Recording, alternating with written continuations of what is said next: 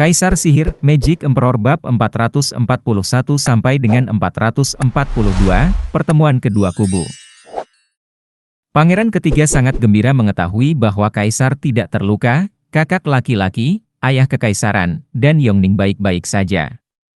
Kami berhasil tepat waktu. Surga ada di sisi ayah kekaisaran. Putra mahkota mengangguk, tampak tenang, tetapi ketika dia melihat pangeran kedua, dia membentak, "Kakak kedua, kamu dituduh menghasut pemberontakan. Serahkan dirimu dan biarkan kami membawamu ke hadapan ayah kekaisaran untuk hukumanmu." Pangeran kedua mengejek, "Ada hal lain yang akan terjadi jika menurutmu itu akan semudah itu. Saya mungkin telah gagal, tetapi saya masih memiliki pengawal, ahli radian stage saya. Akan mudah untuk melewatimu. Benarkah?" Putra mahkota memandang rendah dirinya sambil tersenyum dan berteriak kepada orang banyak, "Petugas penjaga kota, apakah kamu sudah lupa siapa sebenarnya kamu? Kamu telah mengangkat senjata melawan Tuan Mu, tetapi nama kamu masih tercatat. Kamu boleh lari, tapi bagaimana dengan keluarga kamu? Apakah kamu akan menghukum mereka dengan pemusnahan?" Setiap penjaga kota bergidik mendengar ini dan semangat mereka menurun. Sambil mengerutkan kening, pangeran kedua mengetahui tipuan putra mahkota dan matanya menyemburkan api. Putra mahkota mencibir, lalu berbicara kepada para pria itu sekali lagi, "Kalian semua adalah prajurit negara yang setia, tangguh dan pekerja keras. Ini bukanlah cara yang seharusnya kamu catat dalam sejarah. Kalian juga menjadi korban pemberontakan ini. Mundur, mundur, dan saya berjanji, atas nama saya sebagai putra mahkota, yang mulia akan mengabaikan tindakan Anda ini. Anda akan mempertahankan pekerjaan Anda akan tetap sebagai penjaga kota." "Putra mahkota!" bentak pangeran kedua, melompat ke arahnya dengan senjata spiritual kelas 5. Putra mahkota bersikap tegas, menghadapinya dengan senjata spiritual kelas 5 miliknya sendiri. Bam! Di bawah pekikan logam yang bergesekan di telinga semua orang, mereka melihat ledakan mengerikan saat pangeran kedua didorong mundur dan mulai muncrat darah. Dia terbaring di tanah, pucat dan kuyup. Putra mahkota berdiri dengan senjata teracung, sama seperti sebelumnya, senyuman dingin di bibirnya. Satu-satunya bukti kekuatannya adalah retaknya trotoar di bawahnya. Pangeran kedua, para ahli radian stage membantunya berdiri. Sementara para penjaga kota menjauh, begitu pula komandannya. Putra mahkota telah memberi mereka jalan keluar. Mengangkat senjata sekarang tidak hanya akan menghancurkan mereka tetapi juga keluarga mereka, seluruh klan mereka. Senyuman hangat putra mahkota menunjukkan kepada mereka betapa dia menghargai kecerdasan mereka dan dia sekarang beralih ke ahli panggung radian. Setiap kultivator hanya berjuang untuk sumber daya, batu roh, dan pil. Kini setelah dia gagal dalam pemberontakannya, apa yang bisa dia berikan kepada kalian? Menyerah dan berdiri di sampingku. Aku akan menjadikanmu yang mulia. Atau kamu lebih suka kabur bersama kakakku yang terbelakang? Hahaha, menghasut pemberontakan adalah kejahatan berat, bahkan ahli radian stage pun tidak berani melakukannya begitu saja. Atau dia akan segera diburu oleh kekaisaran. Tentu saja, jika kamu berpikir kamu adalah Gu Santong yang bisa melawan suatu bangsa, maka tentu saja. Dengan menggigil, para ahli merasakan ketakutan yang sangat besar mengalir dalam darah mereka. Mereka hanya orang biasa, bukan orang aneh sekaliber Suo Fen atau Gu Santong yang bisa membalikkan keadaan di hadapan kaisar dengan seenaknya. Ini semua tentang kekuasaan, sesuatu yang sangat mereka kurangi. Tanpa banyak ketegangan, mereka semua menghela nafas dan pergi dengan tangan di belakang punggung, menuju putra mahkota. Menyaksikan anak buahnya meninggalkannya satu persatu membuat pangeran kedua merasa tenggelam, tatapannya kosong. Hahaha, lihat itu? Saat kamu kalah adalah saat kamu tidak punya apa-apa. Para ahli, penjaga kota, mereka tidak melakukannya untukmu, tetapi untuk hal yang melayang di atas kepalamu, gelar pangeran. Sekarang bahkan setelah hal itu diambil, kamu bukan apa-apa, hanya seorang pemberontak yang kesepian. Satu-satunya pilihanmu sekarang adalah menyerah, hahaha. Putra mahkota menertawakan pangeran kedua yang membeku di tanah. Bukan hanya di luar jangkauan, bahkan statusnya pun terancam. Pangeran ketiga menggelengkan kepalanya, mengirim 2 orang untuk mengikatnya. Pikirannya masih terguncang, berjalan berkeliling seperti cangkang kosong yang hanya mampu menyesali dan ketakutan. Kaisar kembali ke mejanya sambil meratap. Yongning menuangkan teh untuknya, mendesak, "Ayah kekaisaran, tolong semangat." Kakak kedua hanya dibutakan oleh keserakahan, kekuatan sudah menguasai kepalanya. Dia tidak akan pernah rela menyakitimu. Hahaha, aku akan lebih bahagia jika dia melakukannya. Sayangnya, anak saya hanya bisa mencapai sejauh ini. Kaisar menggelengkan kepalanya. Yongning memulai, "Apa maksudnya?" "Tidak ada apa-apa. Ini adalah permainan laki-laki, sesuatu yang tidak kamu pahami dan harap kamu tidak akan pernah memahaminya." Kaisar menepuk kepalanya dengan tatapan sayang. "Saya berharap kamu tetap seperti ini selamanya, murni dan tidak ternoda oleh korupsi dunia." Mengedipkan matanya yang besar, Yongning mengangguk tidak mengerti. Kaisar tersenyum, "Aku suka ekspresi konyol di wajahmu, hahaha." Laporan. Sebuah suara yang tajam mengumumkan kedatangan seorang pelayan, "Yang mulia, intervensi tepat waktu dari putra mahkota dan pangeran ketiga telah menangkap pasukan pemberontak pangeran kedua. Kedua pangeran itu ingin bertemu Yang mulia bersama pangeran pemberontak." Waktunya juga tepat. Kaisar mendengus, "Saya akan mengizinkannya." "Ya." Pelayan itu pergi. Yongning menyaksikan dengan cemas, "Ayah kekaisaran, apa yang akan kamu lakukan dengan saudara laki-laki kedua?" Mata kaisar berbinar, keheningan membebani hati polos Yongning. Mereka adalah saudara, lahir dari orang tua yang sama. Bagaimana dia bisa tega melihat ayahnya membunuh kakaknya? Namun dia pun menyadari beratnya pemberontakan. Seorang pangeran akan mengalami nasib yang sama seperti penjahat berikutnya, tiang gantungan. Fakta bahwa dia tidak bisa melakukan apapun untuk membela kasusnya hanya semakin membebani hatinya. Putra mahkota dan pangeran ketiga membawa masuk pangeran kedua yang terikat, "Ayah kekaisaran, aku mohon maafkan aku atas kedatanganku yang terlambat untuk menyelamatkanmu." "Putra mahkota, bagaimana kamu menangani saudaramu dan para penjaga?" Kaisar bertanya. Putra mahkota berterus terang, "Maafkan saya, ayah kekaisaran, saya telah mengambil kebebasan untuk melepaskan mereka. Untuk membiarkan mereka kembali ke pos mereka. Dengan masa-masa sulit yang menimpa kita, Anda tidak dapat menyalahkan mereka. Tidak perlu memperburuknya. Putra mahkota, kamu melakukannya dengan baik." Kaisar mengangguk. Putra mahkota membungkuk penuh rasa terima kasih. "Saya berterima kasih kepada ayah kekaisaran atas kata-kata baiknya." Kaisar berpaling kepada tawanan itu, "Nak, aku sudah memberitahumu sebelumnya. Kamu hanya dapat memiliki apa yang aku berikan kepadamu dan jangan pernah mengambil apa yang tidak aku berikan kepadamu." "Apakah kamu akhirnya melihat kebijaksanaan dalam kata-kata saya?" Apa gunanya kebijaksanaan bagi seorang jenderal yang kalah?" Pangeran kedua menghela nafas, "Saya tidak pernah mempertimbangkan fakta bahwa alasan di balik pemberontakan saya adalah karena gelar saya sebagai pangeran, gelar yang diberikan ayah kekaisaran kepada saya. Sekarang setelah kamu mengambilnya, aku akan menjadi lebih buruk daripada tidak sama sekali, hahaha." "Ayah kekaisaran, apakah ini yang kamu ingin aku lihat?" Kaisar menggelengkan kepalanya, langit tidak terbatas dan daratan luas, tetapi kekuatan kaisar melampaui semuanya. "Saya hanya ingin memberitahu kamu bahwa saya adalah penguasa Tianyu yang sebenarnya. Kamu dapat melakukan aksi apapun yang kamu suka, selama kamu tidak memberontak." Pangeran kedua menghela nafas, menundukkan kepalanya.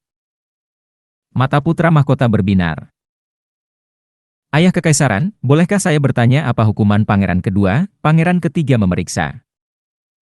Semua mata tertuju pada kaisar. Hanya kepala pangeran kedua yang masih tertunduk, dalam jurang keputusasaan. Kaisar menarik napas dalam-dalam, "Penjaga, masukkan pangeran kedua Yuan Yong ke penjara, di mana dia akan menghabiskan sisa hidupnya." Pangeran kedua bergidik, tidak mampu mempercayai telinganya. Dia telah memberontak dan seharusnya diberi jerat, jadi mengapa?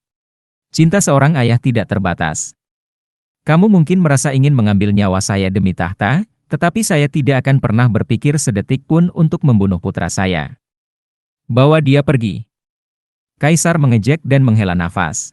Pangeran kedua tidak pernah mengucapkan sepatah kata pun bahkan ketika dia diseret oleh penjaga kekaisaran, tetapi matanya memerah. Si gendut dan Yongning menjadi bersemangat. Putra mahkota tampak bahagia, namun sang kaisar menangkap ketidakpuasan di matanya. "Putra mahkota, seorang raja harus menunjukkan belas kasihan. Dia tidak bisa lagi menghalangi jalanmu. Sebagai peringatan dan nasihat, Kaisar berbicara dengan mengibaskan lengan bajunya, menyuruh mereka semua pergi. Putra mahkota bergidik, wajahnya muram saat dia berjalan pergi dengan kepala menunduk. Akhirnya, matahari terbit di ibu kota kekaisaran setelah malam yang penuh gejolak, menemukan penjaga kota di pos mereka dan ketertiban dipulihkan. Zhuge Changfeng dan banyak pejabat sedang menunggu di rumah Perdana Menteri untuk mendapatkan kabar terbaru. Sebuah bayangan muncul dan berbisik di telinga Zhuge Changfeng, menyebabkan senyumannya melebar. Perdana Menteri, Tuan, bagaimana situasinya? Menteri Perang bertanya. Zhuge Changfeng menggelengkan kepalanya, dia benar-benar gagal. Pangeran kedua tidak akan pernah bisa memenuhi kemampuan yang mulia. Namun, dan dia tertawa, berkat amukan pangeran kedua, dia membiarkan yang mulia terbuka untuk diawasi. Dia memang memainkan taktik kota kosong. Yang dia miliki hanyalah beberapa penjaga bayangan dan penjaga kekaisaran yang terluka. Menteri Perang mengusulkan, kalau begitu kita bisa. Tentu saja. Zhuge Changfeng bersikap tegas, setelah memahami kebenarannya, orang tua itu telah melakukan segalanya dalam gerakannya ini. Dia telah mengirimkan pasukannya untuk menangani keduanya namun tetap duduk di singgasananya untuk membutakan kita. Dia tidak pernah menduga bahwa taktik kota kosongnya yang berharga kini berantakan. Sepertinya surga meminta kita untuk mengambil kesempatan ini. Hahaha. Menteri, pasukan kita bisa mulai. Ambil alih istana kekaisaran dalam seminggu. Mata Zhuge Changfeng berbinar, suaranya tegas. Menteri Perang memberi hormat, begitu pula para pejabat lainnya yang bersemangat. Waktunya untuk penguasa baru sudah tiba. Berita tentang pemberontakan Pangeran kedua menyebar dengan cepat, sampai ke telinga Dugu Santian ribuan mil jauhnya 3 hari kemudian. Dugu Santian panik dan hendak kembali. Dia bahkan tidak sempat menyerang kemah ketika kilatan kuning mendarat di depan tenda Marshal yang membawa gulungan dengan dekrit kekaisaran di atasnya. Dugu Santian berkumpul dengan harimaunya dan menerima perintah. Dengarlah, dekrit kaisar. Marsekal Dugu harus membasmi para pengkhianat dan melanjutkan dengan gagah berani. Dia tidak akan kembali tanpa hasil. Utusan Radiant Stage adalah salah satu dari sedikit penjaga cakap yang ditinggalkan kaisar. Kedatangannya pada saat ini menunjukkan pentingnya perintah ini. Dugu Santian mengambil dekrit, saya merasa tersanjung. Semoga yang mulia panjang umur dan sejahtera. Dan kemudian dia menatap tajam, apakah yang mulia, aman? Tenang saja, Marsekal Dugu. Semuanya telah ditangani. Pemberontakan Pangeran kedua dapat dipadamkan dengan cepat. Utusan itu tersenyum. Dugu Santian santai, namun termenung, tapi ini akan mengungkapkan semua kekuatan di sisi yang mulia. Wajahnya yang tua dipenuhi kerutan karena kekhawatiran sekali lagi. Utusan itu berbicara dengan penuh kekaguman, Marsekal Dugu memang setia pada kekaisaran. Sejujurnya, pengawal yang mulia tidak terlihat baik. Tapi seperti yang Anda lihat dari keputusan yang mulia, Anda tidak bisa kembali. Yang mulia membakar semua perahunya. Demi perdamaian di Tianyu, dia bahkan rela melupakan keselamatannya. Dugu Santian menggelengkan kepalanya. Utusan itu mengangguk pelan. Setelah dia pergi, Dugu Santian lama memandangi kertas tipis di tangannya. Kaisar takut dia akan bergegas kembali setelah mengetahui berita tentang ibu kota dan mengirim ahli panggung Radiant ini. Penundaan apapun tidak hanya menjanjikan berakhirnya perang Suofen dan Regent Estate dengan cepat, tetapi juga memberi mereka waktu untuk memulihkan diri. Tidak ada gunanya pergi, membuat kedua belah pihak kalah. Dugu Santian sekali lagi tersentuh oleh perhatian kaisarnya dan berangkat ke camp. Hanya saja kali ini, perjalanannya lebih cepat, berharap untuk menyelesaikan masalah di sini dan kembali ke ibu kota kekaisaran sebelum hal yang lebih buruk terjadi.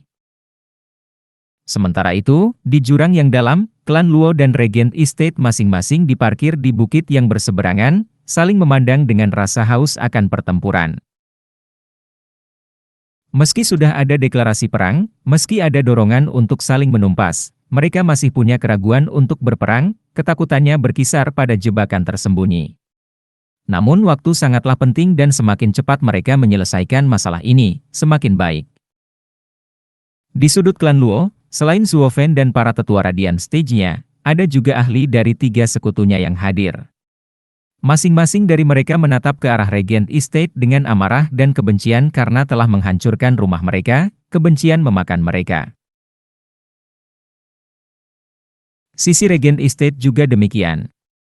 Sekutunya mencerminkan kehausan musuh akan darah dan dendam yang mendalam. Berkat kemurahan hati Zuo Fen, rumah mereka menjadi lebih menyedihkan. Penodaan terhadap nenek moyang mereka cenderung menimbulkan dampak terburuk pada manusia. Siapa yang tahu? Kebencian mereka terhadap Zuo Fen melampaui tulang pada saat ini, itu ada dalam DNA mereka. Mereka tidak menginginkan apapun selain memasukkan Zuo Fen ke dalam mesin pres dan memerasnya untuk mendapatkan semua darah yang dimilikinya. Namun yang mereka lakukan selama beberapa minggu terakhir ini hanyalah mengukur ego dengan tatapan tajam, dan tidak ada satupun yang ingin mengambil langkah pertama dalam perang berdarah ini. Hal ini mempunyai efek tambahan yaitu mengobarkan kebencian masing-masing pihak dan menguji kesabaran mereka yang semakin menipis. Itulah satu-satunya hal yang dapat mereka lakukan karena sekutu masing-masing pihak berada di bawah perintah langsung dari Zuo Fen atau Regent Estate. Karena tidak ada hak untuk mengeluh, mereka hanya harus menunggu dan menunggu lagi. Steward Zuo, kami sudah saling menatap selama berminggu-minggu. Kapan kamu berencana menyerang? Nenek menemukan batas kesabarannya sekali lagi dan mendesak Zuo Fen, seperti yang telah dia lakukan berkali-kali hingga sekarang. Rumah-rumah lain mengangguk. Zuo Fen berbaring santai seperti biasa, di kursi geladaknya yang nyaman, matanya yang malas terpejam dan suaranya terdengar, "Tenang, kita masih menunggu waktu yang tepat." "Tetap? Sampai kapan kita menunggu? Sampai kita menjadi patung kebebasan," bentak pengawas Peony. Zuo Fen bergoyang di kursinya. Hal yang sama juga terjadi di sudut Regent Estate. Yuan Shan dan kawan-kawan sedang mendidih, tetapi Huangpu Tianyuan dan Leng Wuchang menguasai mereka. Itu semua adalah tong mesiu emosi yang tidak punya tempat untuk dilampiaskan. Suara mendesing. 2 batu giok tiba di camp. Zuo Fen membacanya sekilas saat Leng Wuchang melakukan hal yang sama. Keduanya berada bermil-mil jauhnya, namun bereaksi pada saat yang sama dan dengan cara yang sama. Hahaha, akhirnya ada pergerakan? Apa maksudmu? Nenek bertanya. Sambil terkekeh, Zuo Fen bangkit dan membentak, beritahu para tetua. Kami menyerang sekaligus.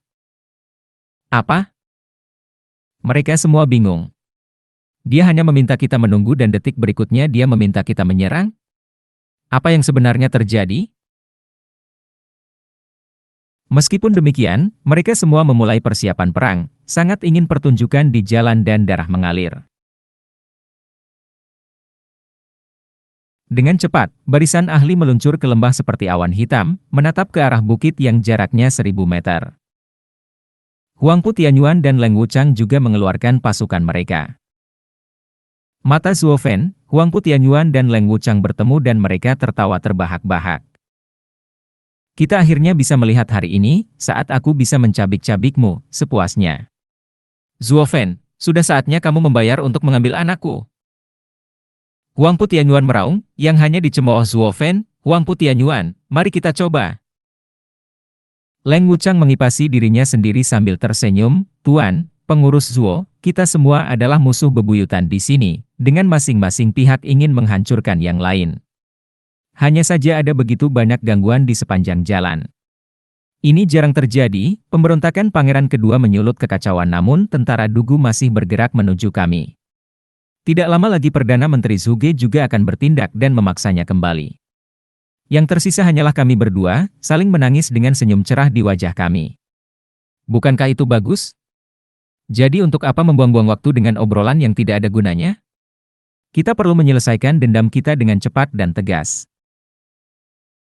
Memberikan waktu bagi pemenang untuk membawa bangsa ini. Sedangkan bagi yang kalah, itu akan menjadi batu loncatan tanpa penyesalan. Memang tidak ada penyesalan. Zuo Fan berseri-seri, saya tidak pernah menganggap Serleng sebagai orang yang begitu berani. Semua kata-kata sekarang tidak ada gunanya. Semua orang sudah datang dengan persiapan, jadi tunggu apa lagi? Ayo lakukan pembunuhan.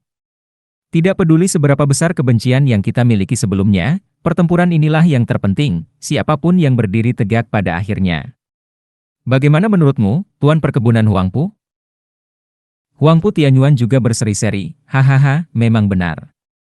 Terlepas dari kebencian, dalam perebutan kekuasaan, pihak yang lemah akan dimangsa. Mengapa Raja Dunia peduli dengan pertengkaran kecil? Zuo Fan, kamu adalah orang yang berambisi. Bagi saya untuk melawan Anda hari ini, dengan dunia yang dipertaruhkan, merupakan suatu kehormatan. Balas dendam untuk anakku tidak lagi penting. Mengapa seorang pria yang memperhatikan dunia akan memikirkan hal-hal sepele seperti itu? Kalau begitu, Tuan Huangpu, bolehkah kita? Zuo Fan mencibir. Huangpu Tianyuan memiliki senyuman aneh yang sama saat keduanya berteriak, untuk berperang.